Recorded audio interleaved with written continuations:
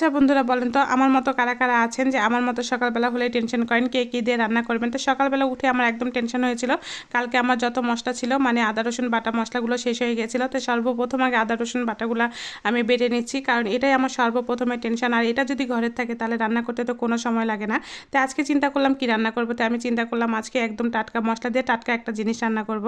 তো মাছ আমার বাসায় তেমন একটা নাই, মাছ মাত্র 4 পিস মাছ আছে, তেলাপিয়ার মাছ। সেদিন আপনার ভাইয়া 2টা মাছ নিয়ে আসছিল।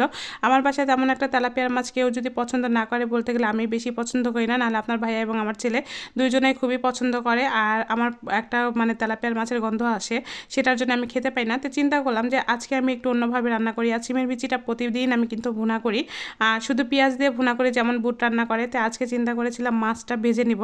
মাছগুলো ভালো করে ভেজে নিয়ে তারপরে কিন্তু সিমের বিচিগুলো দিয়ে আমি এই তরকারিটা রান্না করব। সিমের বিচির ভিতরে কিন্তু একটু ছিলা ছিল, আর এটা করে দিয়েছিল আপনার ভাইয়া।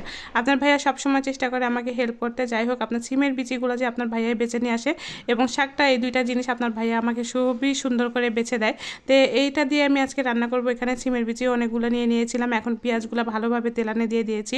একটা কথা সবসময় মাথায় রাখবেন যে প্রতিদিনের একটা মেয়েদের এক এক দিনের এক একটা চিন্তা থাকে। যদি রাতে আমি ভালোভাবে চিন্তা করে রেখে দিই যে আজকে আমি কী দিয়ে কী রান্না করব, তাহলে কিন্তু সকালবেলা উঠে কোনো টেনশন থাকে না। কিন্তু যদি সকালবেলা দেখেন না আপনার বাসায় রান্নার মতো কোনো কিচ্ছু নেই, তখন দেখবেন যে আপনার ভিতরে খালি টেনশনই কাজ করবে, টেনশনই কাজ করবে। ছেলে মানুষ তো আর উঠে বোঝে না। আমি সারাদিন টেনশন করি কী দিয়ে করব, কীভাবে ভিডিও আপলোড করব, কীভাবে কোনটা রান্না করব।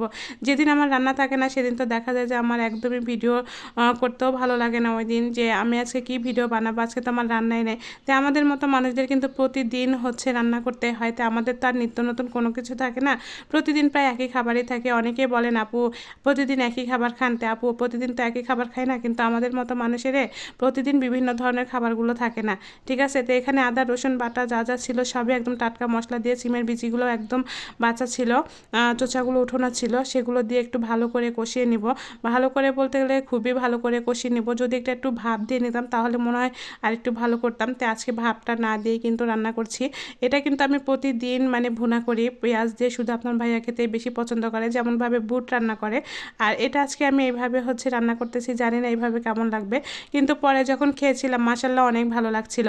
তো ওই যে বললাম, যারা যারা আমাকে বোনেরা জিজ্ঞাসা করেন যে আপু একই খাবার প্রতিদিন রান্না করেন কিনা, তো সেই বোনেদের উদ্দেশ্যে আমি বলতেছি, বোন, আমরা মতো মানুষদের প্রতিদিন বিভিন্ন ধরনের বিভিন্ন আইটেম কিন্তু আমরা রান্না করতে পারি না। আমরা যখন যে ধরনের রান্না পাই তখন সেভাবেই আসলে খেয়ে বেঁচে থাকতে হয়। তো যাই হোক, এইভাবে কিন্তু আমার এই তরকারিগুলো রান্না করতে খুবই ভালো লাগে।